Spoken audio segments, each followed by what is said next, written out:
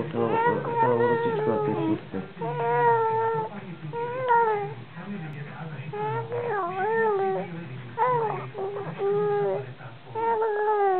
To si povídá, no.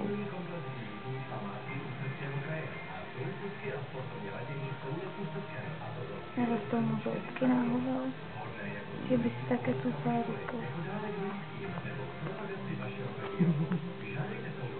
To dobrý, ne?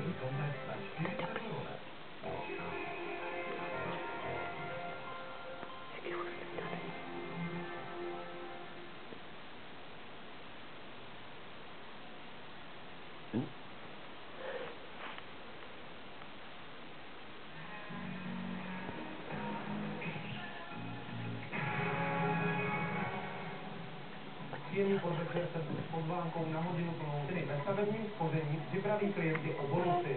Pokud reforma projde, zdaní se úrokové bonusy za celé období spoření. Krkonošskému Harachovu hrozí kvůli dluhům finanční kolaps. Exekutor městu zablokoval účty i majetek.